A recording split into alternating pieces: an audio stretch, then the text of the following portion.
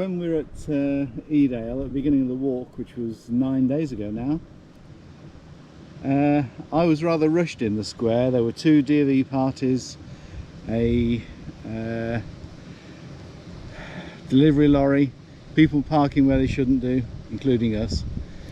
So all I wanted to do was get out and beat a hasty retreat. And I did mean to tell you why I was doing the walk.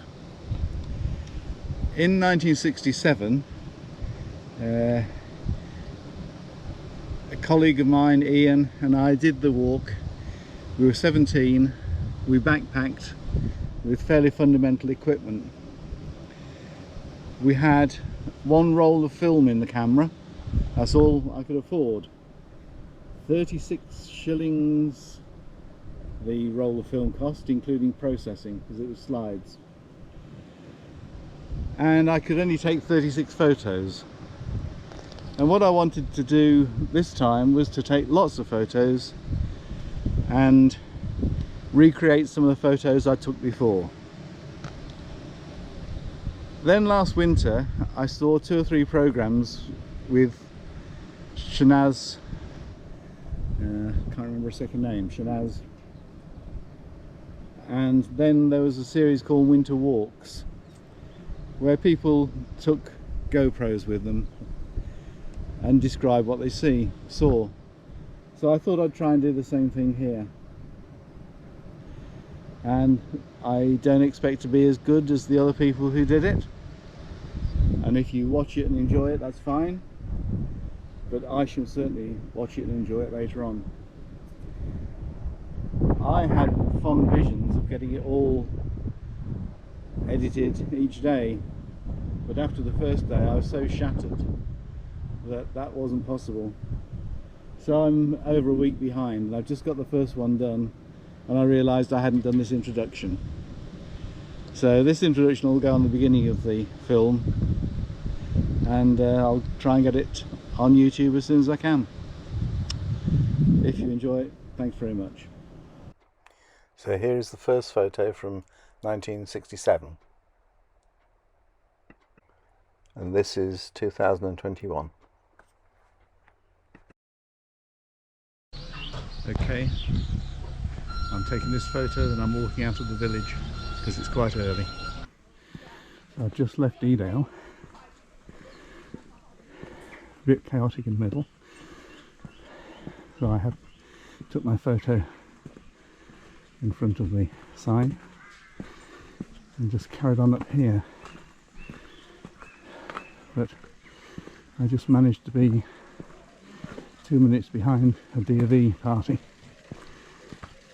some of whom were in front, some of whom were on the other side of the fence to the right. Don't know when they rejoin us, so I just carry on up here. I've left the DV party behind, just walking over to Upper Booth. Straight behind me there, that's Grindsbrook, where the Pennine Way used to go. So up and round the corner. But coming out here, there's a glorious view. It's going to be a warm day, and there's a superb view of the valley, which I'll just go around and show you.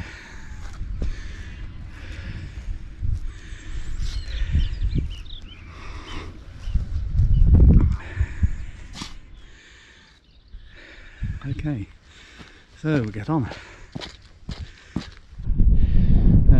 Going about 20 minutes, 25 minutes, and we're just coming round over my shoulder to the walk up to Jacob's Ladder.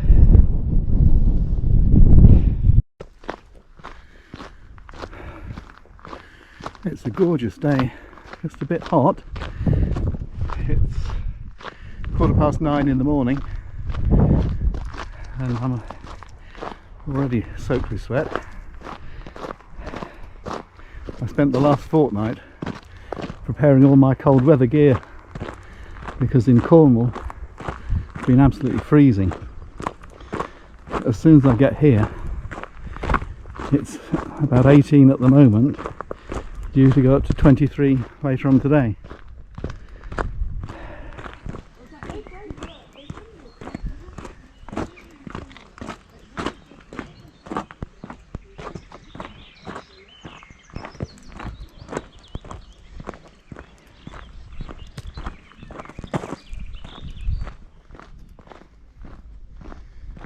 I think this is Upper Booth.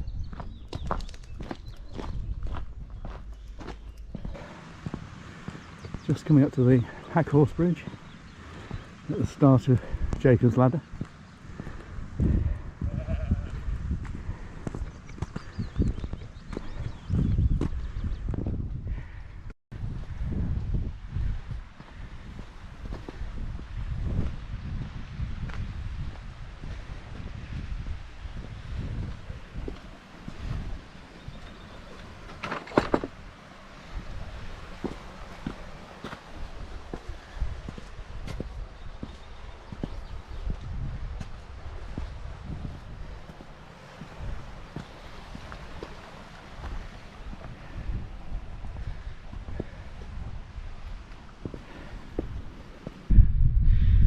Just got about to the top of Jacob's Ladder. The climbing's not finished yet, but that's the steep bit out of the way. It's funny, as I've watched this on YouTube, Jacob's Ladder's got steeper and steeper every time I've watched it, till I was actually quite fearing it when we got to the bottom. It is quite steep and it's very hot, but I've got up the worst bit anyway.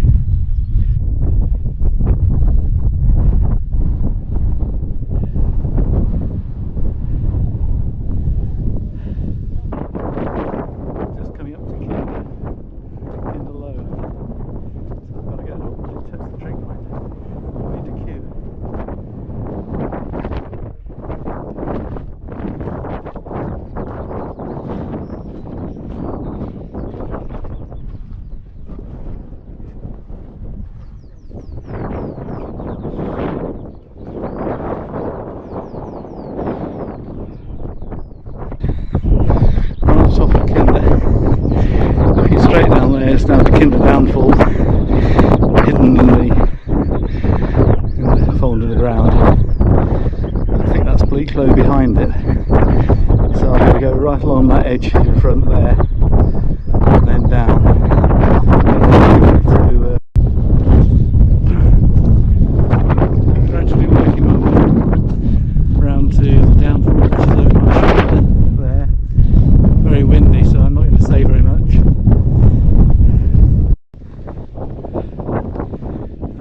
Downfall. It's 20 to 12.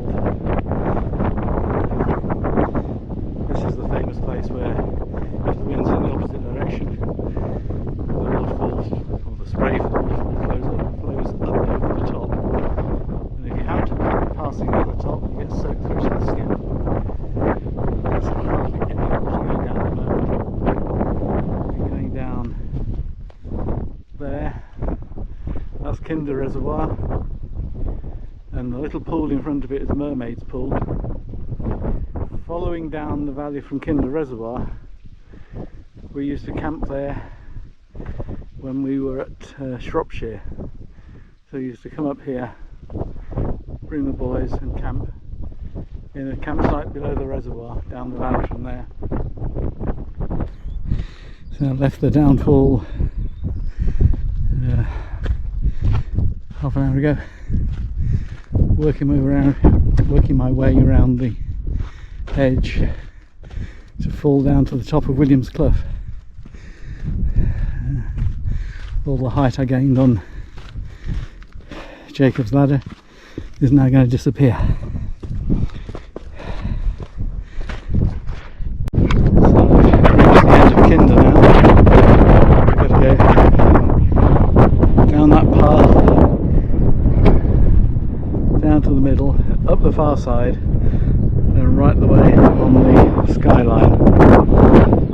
And that's Bleak Low on the skyline over there.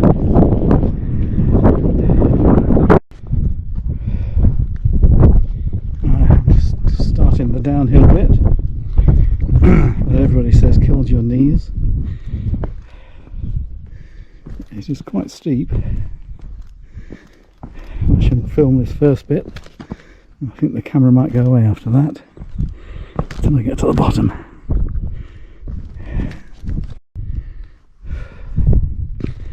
So I've done the steep bit. And last time I came down here, there were no steps like this. This was all a scree slope or a boulder slope. So you slid half the way down it.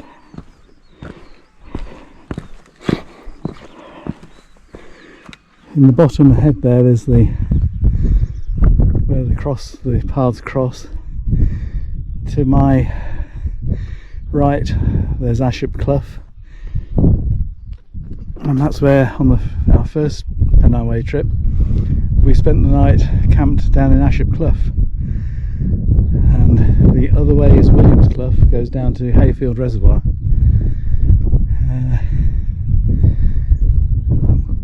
The route goes straight on up to the top of the next hill, then right the way along that ridge.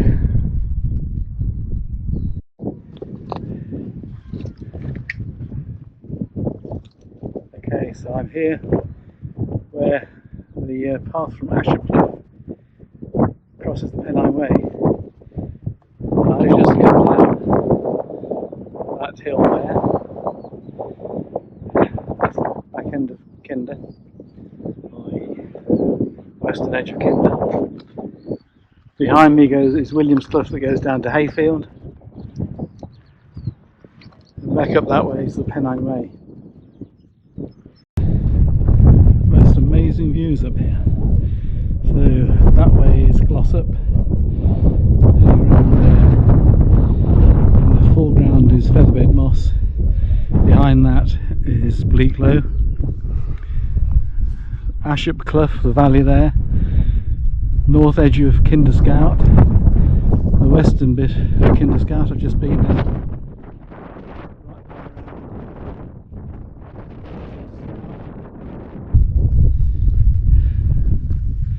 Still walking along the slabs on Featherbed Moss. Looks like about another mile to go.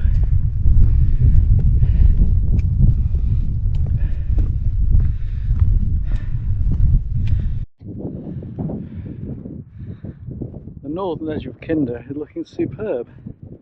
From Fairbrook Naze on the left, right the way down to the steep slope that I came down just about an hour ago.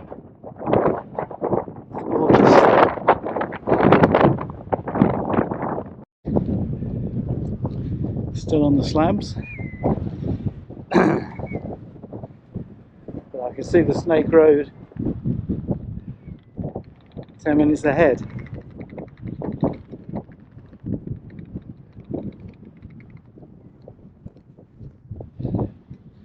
Very windy, so you probably can't hear very much of this.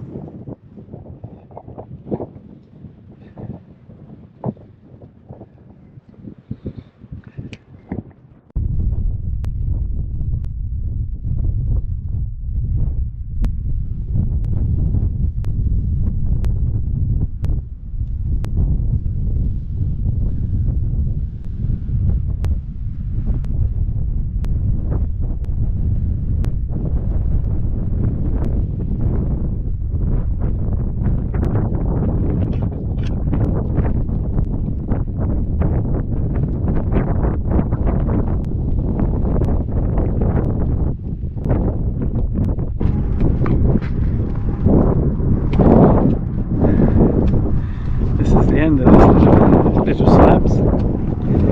I think these cars have been in sight for about half an hour, over half an hour, and I've been walking quite quickly. They just never get any closer.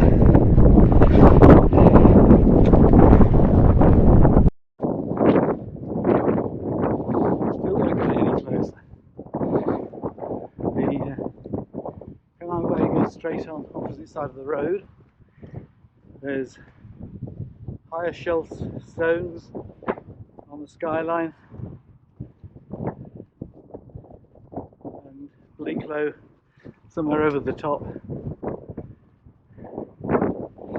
and down into Crowden.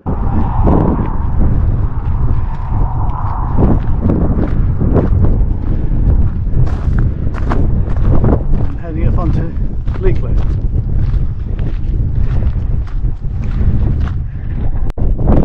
I've reached Doctor's Gate. This was a Roman road which connected the fort in Hope behind me with a fort in Glossop the other way, and probably on to Manchester. Later on it was I guess a drover's road which was improved by a doctor in Glossop, so it's called Doctor's Gate. In 1967 we'd come off Kinder, gone right down to the Snake Road, walked up the Snake Road, and we came up this path behind me. So this was lunchtime on day 2, and that was the first time we'd been on the Pennine Way proper. In 1967 it was rainy, it was misty, you could only see about 20 yards, and there was no path like there is now. So if I look over my shoulder there, there's quite a good path up here now. That wasn't there, there was just a trod through the grass. So behind me there's a feature called Devil's Dyke. In 67 this was our lunch spot. There was no grass or growth on the sides of it, it was just a trench in peat, and it was windy, rainy and misty, and on every ledge along here there were pigeons taking shelter from the weather, and they didn't move even when we moved right along close to them. So we stopped somewhere along here and had lunch. Just approaching Bleak Low summit now, at the end of a long drag.